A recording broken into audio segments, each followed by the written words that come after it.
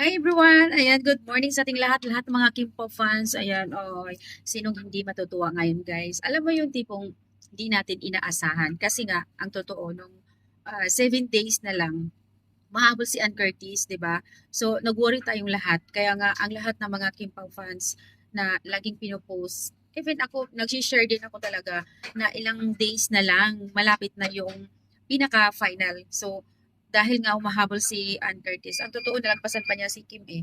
So, ayan, nakakakaba as in, yung iniisip natin na what if kung hindi makuha si Pau, may humahabol, eh yung talagang pinag ah, pinag-prosige talaga natin, nakafocus tayo kay Paolo Avellino since si Kim Chiu naman ay nakaranas na niyan 2024 na talagang andoon siya sa red carpet na ayun. Pumapangatlo si Kim noon.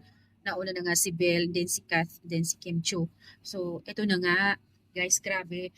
Unexpected. Pero nung 2 days left to vote, grabe, yung kaba as in. And then, kahapon nga, sobrang nakaka-tense kasi yung iba, nakaka-proud ha guys, grabe nakaka-proud kayo mga Kim Pauladja, ang mga Kimmers, Kiminatics, Kim Pao, lahat ng mga klase, mga fandom, all the way support talaga sa ating men's kasi yung kahapon, yung iba, nag kumbaga sa last minute na andun sila nag-effort na eh. Nagpapajigas ng malala para lang makavote. Yung iba naman talagang ginawaan ng paraan para lang maibigay yung support kay Kim Pao. Alam mo yun, nakaka-proud kasi lahat tayo nag-i-effort doon eh. Imagine mo, ilang oras na lang para malaman na kung sino talaga yung mananalo. And finally nga, sabi ko nga kahapon, Diyos ko nakaka-tense naman ito nakakaba. Yung tipong hindi mo ini-expect na kinakabahan ka dahil baka may hahabol. Alam mo naman natin, famous, isa din si Ann Curtis, lalo na laging nag-fashion show siya sa ibang bansa. So, guys, grabe. Nakakatuwa yung sobrang proud ako na sabi nga doon sa isang fans na, ay, ba't ako naiyak? Kasi nakikita din niya yung effort nating lahat para kay Paulo Avellino na gusto natin rumampa din siya sa red carpet doon sa Seoul International Drama. Grabe sa Korea. Sobrang thankful tayong lahat guys. Kaya hindi na tayo mangamba dahil ito na nga finally. Ay, dito nakaka-amaze, nakakatuwa. Oh my God. Ito na nga. This is it guys. Pinaghirapan natin. Grabe. Ako grabe, share ako ng share kung ano yung nakikita ko na ipinost nila, sinishare ko. Guys, vote kayo doon sa Idol Champ, pag-download, ganito, ganyan. So lahat yun nakikita natin, nag-effort talaga. Sobrang thankful din syempre yung mains natin para sa ating lahat. Dahil ito na nga, outstanding first ever tandem ha. In fairness naman, mapa-series, mapa-movie, um, mapa, what else?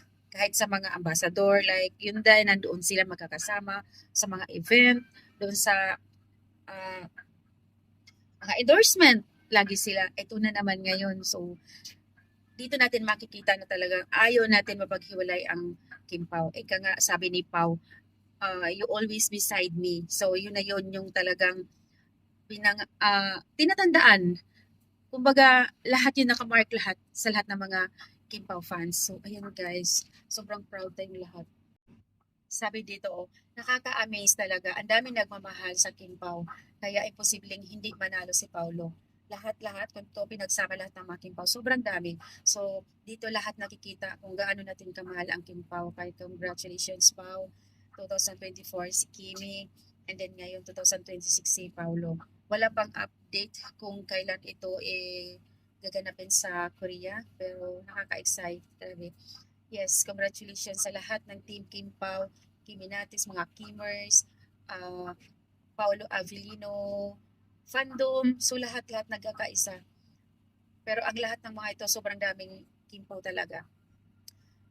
Kim and Pao, congratulations. All prayers sa lahat ng ginagawa, paid off. Diba? And we are blessed. And God, anything is impossible. Yung all the way support ang lahat para sa inyo. Imagine, ilang minutes na lang para malaman kung sino pero talagang nag-i-effort ang lahat. Nakakaiyak. Congrats to all Kim Paula dyan.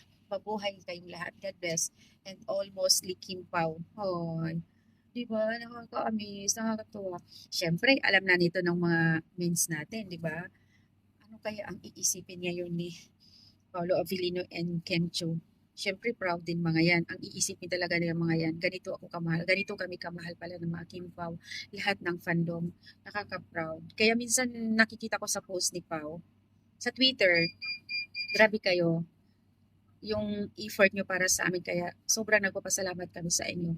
Dahil despite minsan sa mga bashers, andoon yung mga pababash, andoon yung mga struggle, may problema, pero still andyan yung mga hindi sumuko, lumalaban. Pinaglaban palagi ang Kim Pao. Kaya maraming maraming salamat sa lahat ng mga bumuboto sa ating mga minamahal na Kim Pao. At syempre, tayo bilang fans, dahil andoon yung support natin, number one, proud tayo sa kanila. Yung prayers natin granted talaga na sana sila, si Pau.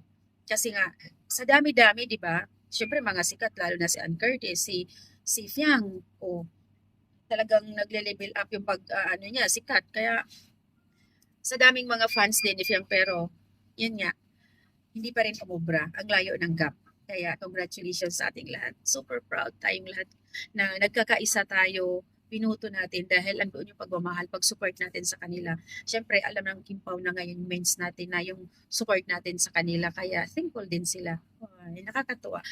Proud and siyempre kahapon nung malaman ko din na ito na nga, kasi kinakabahan din ako. Yung kaba ko, sabi ko, Lord, sana si Paulo na talaga. Ito na nga, nung nagpo-post, nagkalat na sa social media, sobrang na prayer natin lahat na andoon granted. Yung parang yung iba nag-post na gusto kong umiyak, nag-post ng emoji na iyak dahil happy tayong lahat. Nakikita yan nila, happy tayong lahat para sa kanila.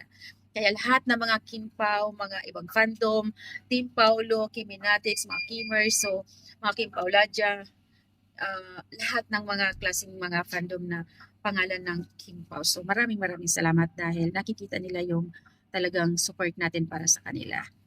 Aabangan na lang natin guys yung pagrampa ni Pao, syempre. Guys, maraming salamat. Thank you so much.